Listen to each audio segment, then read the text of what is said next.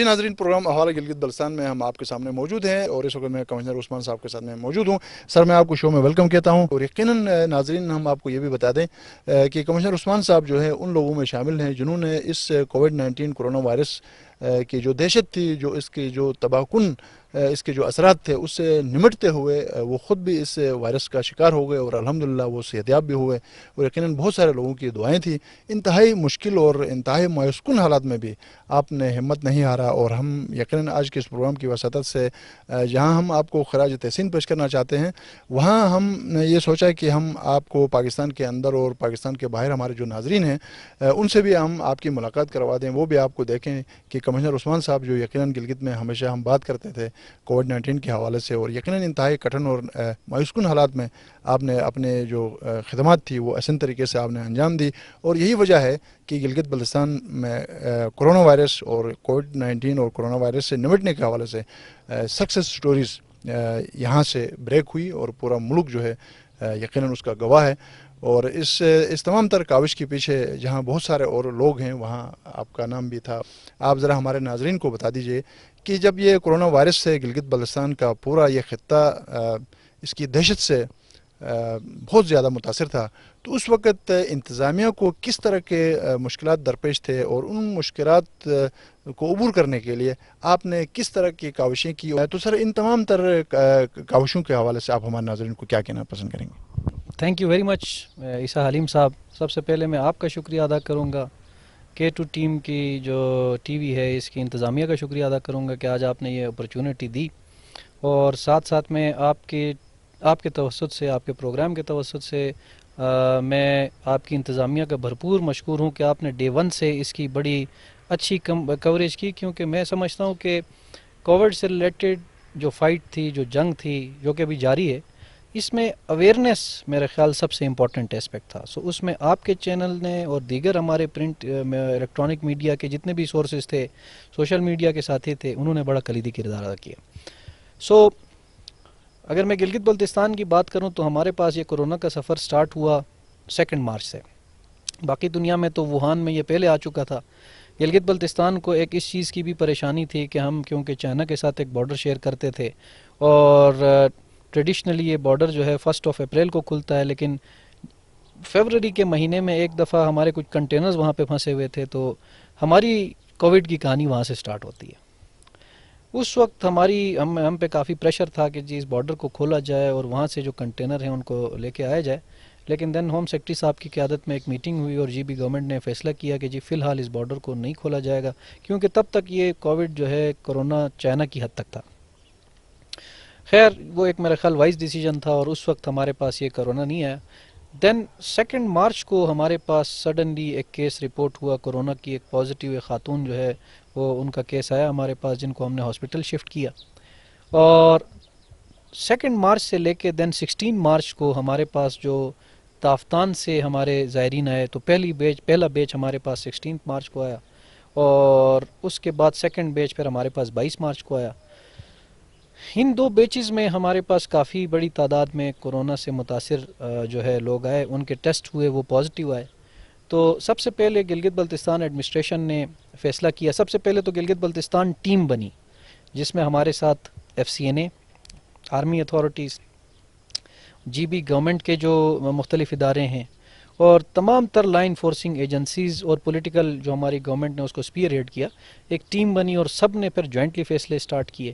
سب سے پہلا فیصلہ یہ کیا گیا کہ گلگت بلتستان میں کیونکہ ہمارے پاس اتنے ہاسپٹلز نہیں تھے، تو مختلف ہوٹلز کے اندر ہم نے، کیونکہ ٹورزم سیزن تھا اور ٹورسٹ نہیں آ سکتے تھے، تو ان کے اندر ہم نے آئسولیشن سینٹرز بنائے. ان زائرین کو یا ان افیکٹڈ لوگوں کو وہاں پہ شفٹ کیا. اور دین ہم نے نیوٹریشن ڈپارٹمنٹ کی ٹیمیں بنائیں، اور ان نیوٹریشن ڈپارٹمنٹ کی ٹیموں کے ساتھ مل کے ہم نے ان کے لیے بہتر ڈائٹ کا بندوبست کیا. تو انیشلی بہت پریشانی تھی، عوام میں بھی پریشانی تھی، لوگوں میں بھی پریشانی تھی، ان افیکٹڈ لوگوں میں بھی تھی. لیکن آہستہ آہستہ کر کے جب اس میں لوگ نیگیٹو ہونا سٹارٹ ہوئے، بہتر ڈائٹ دی گئی، ان کا خیال رکھا گیا، تو ہمیں بھی تھوڑا سا حوصلہ ملا، تسلی ملی. اور یہ جو آپ نے سکسیس سٹوریز کے ذکر کیا، ہمارے لیے بڑی انکریجنگ بات تھی کہ ہمارے گلگت بلتستان میں جو ریکوری ریٹ ہے وہ بہت زیادہ ہے، وہ بہت اچھا ہے، اور بہت سارے لوگ ریکور ہو کے گھر گئے۔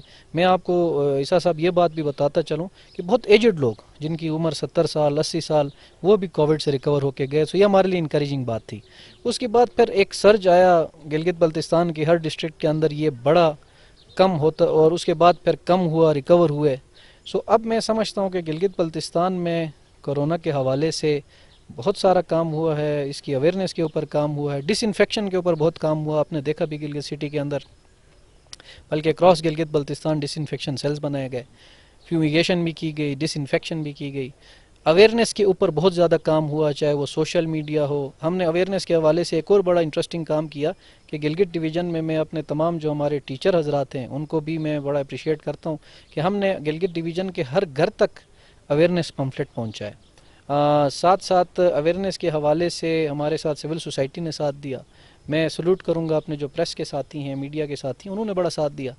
سو ابھی تک ہماری یہ کورونا کی جو فائٹ تھی اس میں سب نے ایک ٹیم بن کے کام کیا اور اچھے رزلٹ سامنے آئے۔ تو سر آپ بتائیے گا کہ جب یہ اس وبا سے نمٹنے کے لیے مختلف یقیناً قرنطینہ مراکز قائم کیے گئے، آئسولیشن رومز جو ہے وہ اس مقصد کے لیے بہت سارے ہوٹلز ہائر کیے گئے، تو اس حوالے سے آپ بتا دیجیے گا کہ یہ کتنے ہوٹلز کتنے رومز اس حوالے سے انگیج کیے گئے، اور بعض اوقات سوشل میڈیا میں اس حوالے سے بھی خبریں آئی کہ اس میں شفافیت کا جو زیادہ خیال نہیں رکھا گیا، فوڈز کے حوالے سے باتیں ہو گئی، تو اس پر تھوڑی سی آپ بات کیجیے۔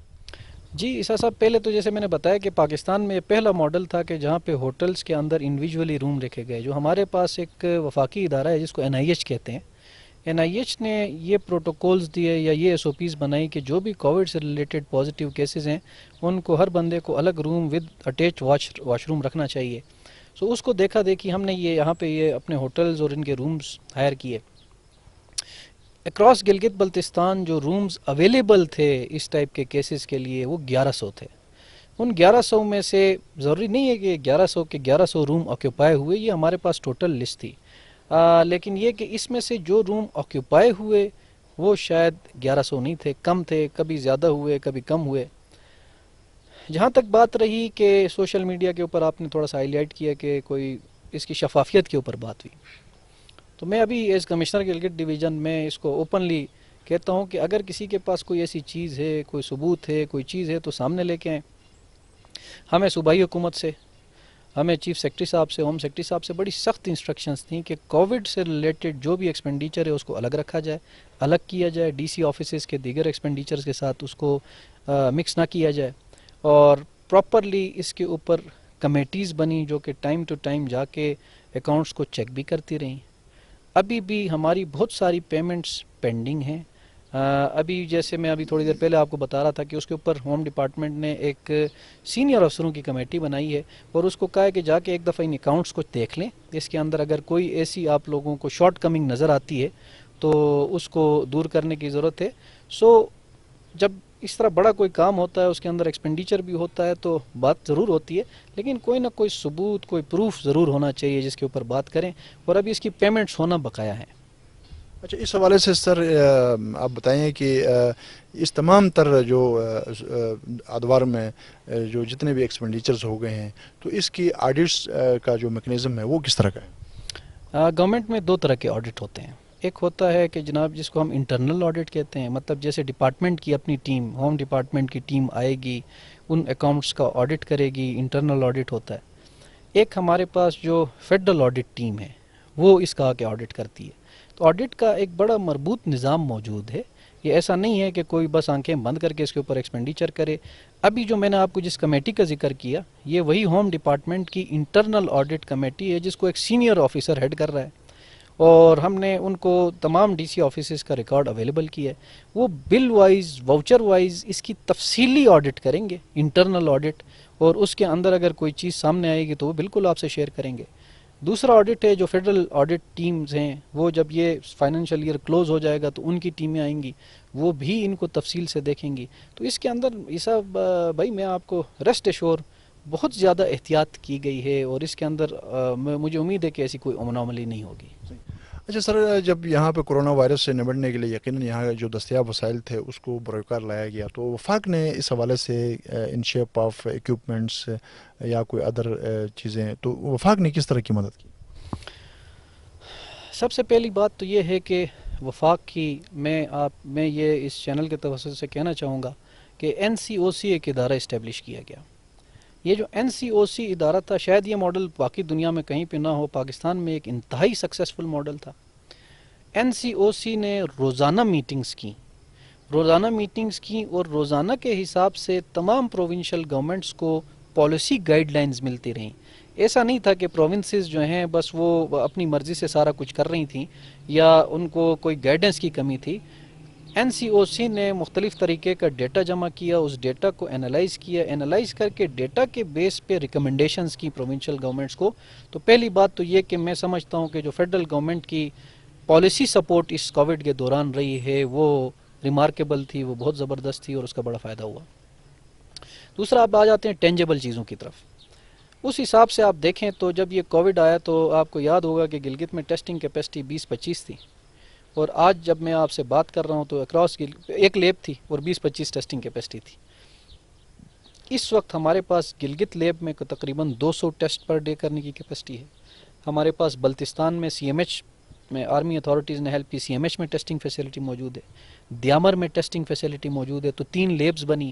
ان لیبز کے اندر جو ٹیسٹنگ کٹس تھیں وہ فیڈرل گورنمنٹ سے آئیں، PCR مشینیں فیڈرل گورنمنٹ کی طرف سے آئیں.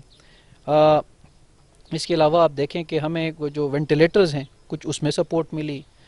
PPs آپ کچھ چیزیں ایسی تھیں جو وہاں پہ اس وقت مارکیٹ میں اویلیبل نہیں تھیں، جیسے بھی یہ PP کٹس جو کہ ڈاکٹرز اور پیرامیڈکس پہنتے ہیں، وہ بہت بڑی تعداد میں ہمیں دیتے رہے. اس کے علاوہ ہمیں یہ ماسک، یہ گلوز اور سینیٹائزرز اس حوالے سے بھی بہت زیادہ ہیلپ کی. میں یہ صدر پاکستان صاحب خود تشریف لائے، گلگت آئے، وہ بھی ہمارے لیے ایک سپورٹ تھی، ایک مورل بوسٹر تھا ہمارے لیے. میں یہ سمجھتا ہوں کہ اس سارے پروسیس کے اندر فیڈرل گورنمنٹ کی بہت زیادہ ہمیں سپورٹ رہی ہے، اور آگے بھی امید کرتے ہیں کہ اسی طرح ہمیں یہ سپورٹ رہے گی تو انشاءاللہ اس وبا سے ہم بہتر طریقے سے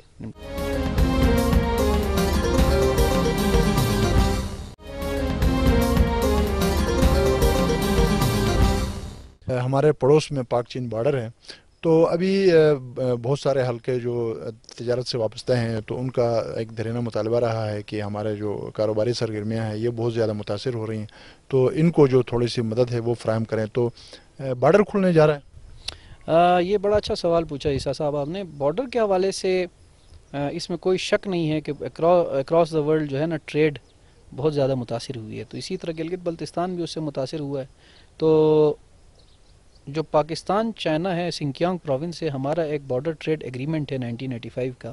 اس کے تحت یہ بارڈر ہر سال 1 اپریل کو کھولا جاتا ہے. لیکن اس سال بدقسمتی سے کووڈ کی وجہ سے اس کو 1 اپریل کو نہیں کھولا جا سکا. ہوپ فلی اس 15 جولائی تک اس بارڈر کو کھولنے کی کوئی بات چل رہی ہے. حتمی ابھی تک کوئی فیصلہ نہیں ہوا ہے. بارڈر کھولنے میں جو سب سے زیادہ امپورٹنٹ چیز ہے، بارڈر کھولنے سے پہلے یہ ہم بھی یہ چاہتے ہیں اور چائنیز گورنمنٹ بھی یہ چاہتی ہے کہ SOPs کو پورا فالو کیا جائے. اس کے لیے اپنی تیاری کی جا رہی ہے، ہماری سائڈ سے بھی تیاری کی جا رہی ہے، ان کے سائڈ سے بھی تیاری کی جا رہی ہے. تو امید ہے کہ اس 15 جولائی تک اس کا کوئی کنکریٹ فیصلہ ہو جائے گا. تو جیسے کہ آپ نے بارڈر کے حوالے سے بتایا، تو سر آپ یہ بھی بتائیے گا کہ اس وقت وفاق چاہتا ہے کہ ٹورزم سرگرمیاں جو ہیں وہ دوبارہ سے شروع ہو سکیں. تو اس حوالے سے گلگت بلتستان میں جو ہوٹل انڈسٹری کے جو لوگ ہیں یا دوسرے جو لوگ ہیں تو وہ بھی چاہ رہے ہیں کہ تجارتی سرگرمیاں، سیاحتی سرگرمیاں شروع ہونی چاہیے. تو گلگت بلتستان میں سیاحتی سرگرمیوں کو پہلے کی طرح اوپن کرنے کے لیے کس طرح کے مسائل؟ ہاں، یہ بڑا جو ہے نا انٹرسٹنگ اسپیکٹ ہے اس کووڈ کا کہ گلگت بلتستان میں ہماری اکانومی جو ہے نا اس ٹورزم پہ بہت زیادہ ڈیپینڈنٹ ہے. اور پچھلے 4-5 سالوں میں اس علاقے میں حالات بہت بہتر رہے ہیں. پچھلے کافی عرصے سے کوئی الحمدللہ ایسا کوئی خوشگوار واقعہ نہیں ہے. اس وجہ سے بہت سارے ٹورسٹ آتے تھے اس سال، اور اس ٹورسٹ زیادہ آنے کی وجہ سے بہت سارے ٹورزم سے ریلیٹڈ بزنسز بھی بڑھنے لگے تھے. گیسٹ ہاؤسز تھے، گاڑیاں لوگوں نے خریدی تھیں، ریسٹورنٹس بنے تھے. انفارچونیٹلی اس سال یہ کووڈ آ گیا تو اب یہ ٹورزم انڈسٹری ہماری بالکل بیٹھی ہوئی ہے اور ہمیں اس چیز کا پورا احساس ہے. اس حوالے سے ہم نے پروونشل گورنمنٹ نے، ہمارے ٹورزم ڈپارٹمنٹ نے ٹورزم سے ریلیٹڈ تفصیلی SOPs بنائیں. آپ نے سوال یہ پوچھا کہ چیلنجز کیا ہیں، تو چیلنجز بہت سارے ہیں. ہم نے ڈسکشن کی اور ایک پوائنٹ ایسا ہے کہ اس پہ بھی بات ہوئی کہ اگر ہمارے یہاں پہ سینکڑوں ٹورسٹ آتے ہیں اور کوئی خدا نخواستہ ٹورسٹ ہیں جن کا تعلق کراچی سے اور ہمارے کسی ہوٹل کے اندر ان کو کووڈ کے سیویئر سمٹمز آتے ہیں، ان کو میرے سانس کی تکلیف ہو جاتی ہے، تو گلگت بلتستان باقی ملک سے ڈیفرنٹ اس طرح ہے کہ یہاں سے جو زمینی سفر ہے وہ 15 سے 16 گھنٹے کا ہے، تو لوگوں کو یہاں سے ایویکویٹ کرنا ایک بہت بڑا چیلنج ہے۔ اب ہمارے اپنے ہاسپٹلس کی اگر فرض کریں ہم یہاں پہ ہمارے پاس منیمم 50,000 ٹورسٹ آتا ہے اور اس میں سے ٹوٹل 10 لوگ بھی ان کو سانس کی تکلیف ہو گئی اور سیریس ہو جاتے ہیں، تو ہمارے اپنے ہاسپٹلس کی کیپیسٹی کم ہے۔ یہ کیپیسٹی جو ہے یہ تو یہاں گلگت بلتستان کے لوگوں کے لیے کم ہے، تو ہم ٹورسٹ کو کیسے کیٹر فار کریں گے؟ تو اس طرح کے کافی سارے پریکٹیکل چیلنجز تھے۔ بہرحال اب اس کی تفصیلی SOPs بنائی جا چکی ہیں۔ میں آج سے کوئی مہینہ پہلے فیڈرل گورنمنٹ نے NCOC نے ہی اس کے اوپر گائیڈ لائن دی تھی، GB گورنمنٹ نے اور KPK گورنمنٹ نے اپنی SOPs تفصیلی اس کے لیے تیار کی ہوئی ہیں۔ ہوپ فلی اگلی NCOC کی میٹنگ میں اس کے اوپر کوئی ڈیسیجن ہو، کوئی ڈسکشن ہو اور پھر کوئی ڈیسیجن ہو، تو میں امید کرتا ہوں کہ ٹورسٹ انڈسٹری سے جو ریلیٹڈ لوگ ہیں انشاءاللہ ان کے وہ نقصانات کا ازالہ خود بخود ہوگا جب ٹورسٹ گلگت بلتستان آئیں گے تو۔ سر یہ کووڈ-19 کرونا وائرس کی وجہ سے یقیناً بہت سارے تمام سٹیک ہولڈرز متاثر ہو گئے، اس میں زندگی کے تمام شعبے متاثر ہو گئے، اور اس میں یقیناً جہاں ٹورزم انڈسٹری بہت زیادہ ڈسٹرب رہی، وہاں گلگت بلتستان میں جو پرائیویٹ سیکٹر کے جو تعلیمی ادارے تھے وہ بھی بہت زیادہ ڈسٹرب رہے، اور یقیناً ان کی بلڈنگ بھی بیشتر اداروں کی رینٹ پر تھی، اور 10,000 سے زیادہ ٹیچرز ان تمام تعلیمی اداروں کے ساتھ وابستہ تھے۔ والدین فیس پے نہیں کر رہے ہیں، گورنمنٹ کی طرف سے کوئی مدد نہیں ہو پا رہی ہے، اور اسکول ابھی تک بند ہیں، بچوں کا مستقبل تاریک ہو چکا ہے، معاشی طور پر بھی، تعلیمی طور پر بھی والدین، بچے اور اسکول کے جو مالکان ہیں وہ بہت زیادہ متاثر ہیں۔ تو ان کے لیے کوئی امدادی کوئی پیکیج یا کوئی اس طرح کی چیزیں، شاید وہ بہت بڑے پیمانے پر احتجاج کرنے کے لیے بھی وہ سب بندی کریں، تو اس حوالے سے کچھ کوئی امدادی کوئی پیکیج دیا جا سکتا ہے؟ حلیم صاحب، یہ کرونا نے ساری دنیا کو افیکٹ کیا ہے، ساری دنیا کی ایجوکیشن انڈسٹری کو افیکٹ کیا ہے، چاہے وہ پبلک سیکٹر ادارے ہیں، چاہے وہ پرائیویٹ سیکٹر ادارے ہیں، ان سب کو کووڈ نے بہت بری طرح افیکٹ کیا ہے۔ جہاں تک بچوں کی تعلیم کی بات ہے تو ہر انسان کے گھر میں بچے ہیں اور ان کو ان کی تعلیم کا بہت زیادہ کی فکر ہے، تو یہ اس میں بھی کوئی دو رائے نہیں ہے کہ وہ تعلیم کے حوالے سے بھی لوگ متاثر ہوئے ہیں۔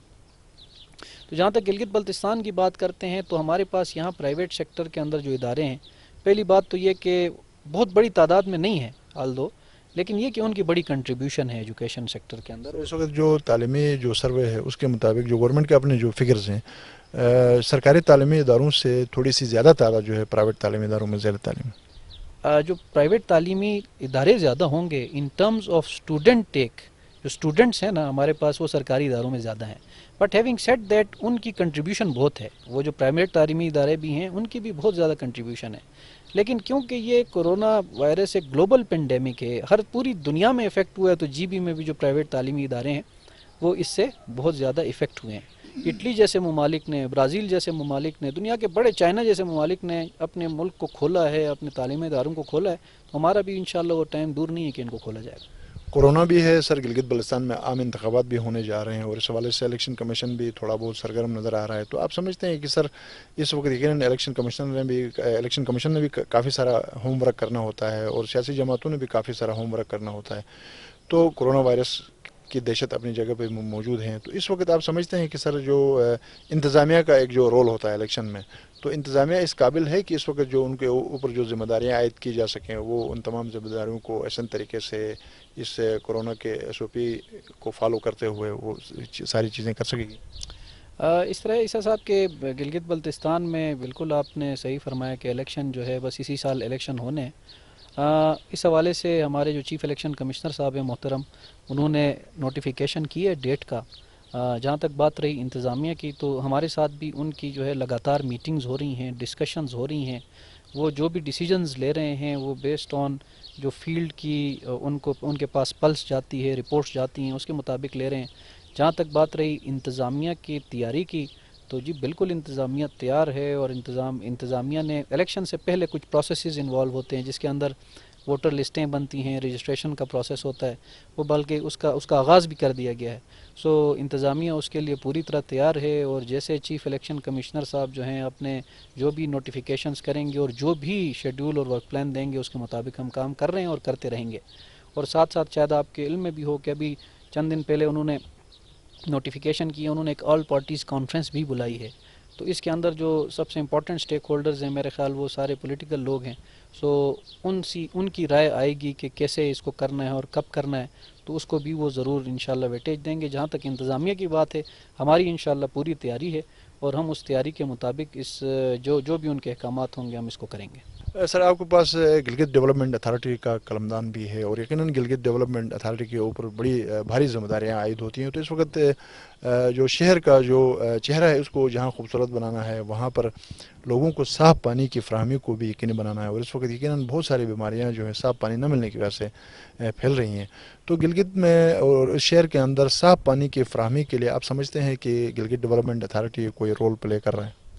جی سر صاحب، اس کے اوپر گلگت ڈیولپمنٹ اتھارٹی نے بڑا اچھا کام کیا ہے. پہلی بات تو یہ ہے کہ جو سب سے زیادہ پرابلمٹک ایریا تھا وہ ہمارا ایریا جو ہے گلگت ریور کا لیفٹ بینک تھا.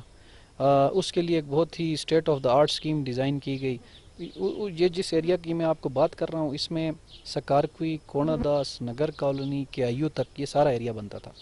اس میں ایگزسٹنگ کوئی 8-9 پمپ تھے جو کہ دریا سے پانی کھینچتے تھے اور اس کی کوالٹی کو بہت زیادہ اچھی نہیں تھی.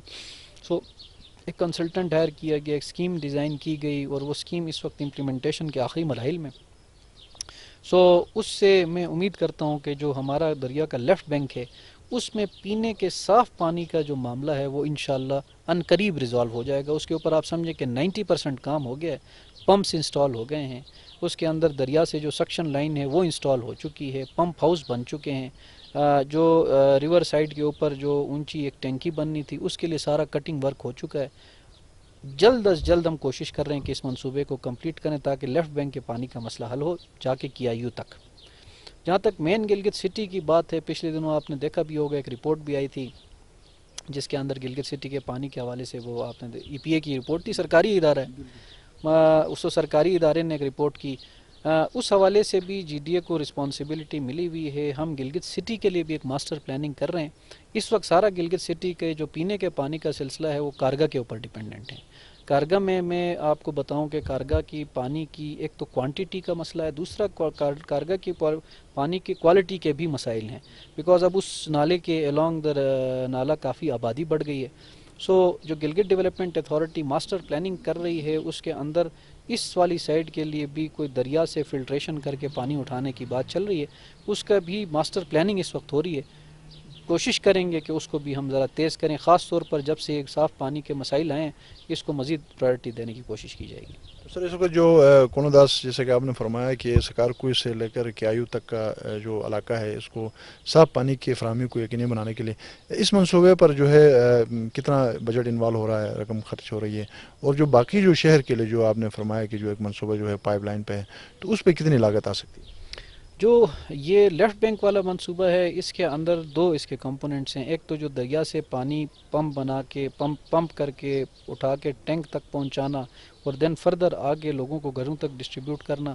اس منصوبے کی ٹوٹل لاگت تقریباً کوئی 16 کروڑ روپے ہے اور یہ منصوبہ جو ہے انشاءاللہ آنے والے اس 5 سے 6 مہینے کے اندر ہم کوشش کریں گے کہ اس کو کمپلیٹ کریں اور کسی دن کوشش کریں گے کہ آپ کے ساتھ جا کے آن سائٹ اس منصوبے کو دیکھیں بھی. دوسرا جو گلگت مین سٹی کا ہے اس کے اوپر جیسے میں نے کہا کہ یہ اب پی سی 2 سٹیج کے اوپر ہے. اس کی پہلے فیزیبلٹی بنتی ہے، اس کے بعد پی سی 1 بنتی ہے، تو ابھی تک اس کی کاسٹنگ نہیں ہوئی ہے. لیکن یہ اس کے اوپر لگتا یہی ہے کیونکہ گلگت شہر کی آبادی زیادہ ہے تو اس کی کاسٹ کافی زیادہ ہوگی.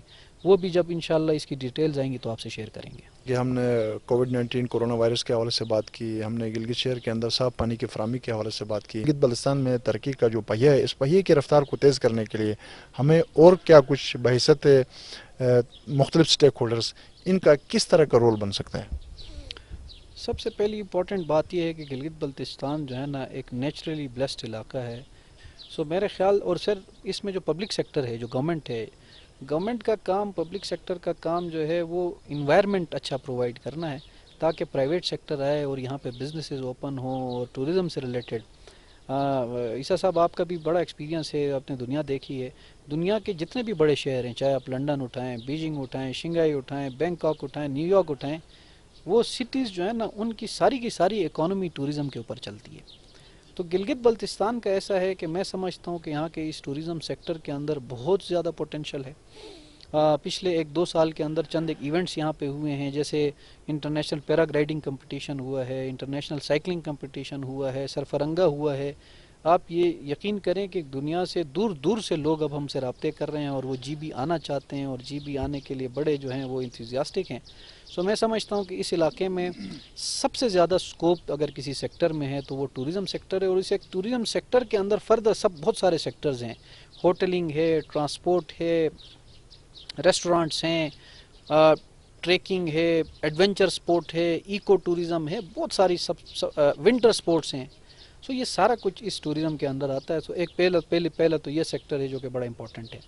سیکنڈلی اگر گلگت بلتستان کی آپ بات کریں تو میں سمجھتا ہوں کہ یہاں پہ ہمارے پاس آلدو ہمارے پاس لینڈ ہولڈنگ بڑی کم ہے، لیکن ایگریکلچر سیکٹر کے اندر بھی خاص طور پر اس میں جو ہارٹیکلچر سائیڈ ہے، فروٹس ہیں اور آف سیزن ویجیٹیبلز ہیں، اس کے اندر بہت زبردست کام ہو سکتا ہے. جی ناظرین، ہم نے آج گلگت بلتستان کے مختلف ایشوز کے حوالے سے بات کی پروگرام حوالے گلگت بلتستان میں، اور یقیناً گلگت بلتستان میں بہت سارے ایسے ذمہ دار ادارے ہیں، بہت سارے ایسے ذمہ دار شخصیات ہیں جن کا کام گلگت بلتستان میں تعمیر و ترقی کا جو پہیہ ہے اس پہیے کی رفتار کو حقیقی معنوں میں اس کی رفتار کو آگے بڑھانا ہو. اور یقیناً ان شخصیات میں ایک نام کمشنر عثمان صاحب کا بھی تھا، اور آج ہم نے آپ سے بات بھی کرائی، اور یقیناً انہوں نے مختلف شعبوں کے حوالے سے مختلف پہلوؤں پر بہت خوبصورت انداز میں انہوں نے بات بھی کی. اور یہ خطہ انتہائی اہمیت کا حامل ہے. یقیناً ہم دفاعی حوالوں سے دیکھیں، نظریاتی حوالوں سے دیکھیں، پاکستان کی ترقی میں گلگت بلتستان کے جو لوگ ہیں ان کے کردار کے حوالے سے ہم بات کریں تو یقیناً اس میں بہت کچھ کہا جا سکتا ہے، بہت کچھ لکھا جا سکتا ہے. ناظرین، یہاں پر پروگرام احوال گلگت بلتستان اختتام پذیر ہوتا ہے. اللہ کریم ہر گھر گلی محلہ شہر صوبہ ملک کو شاد اور آباد رکھے. آمین یا رب العالمین.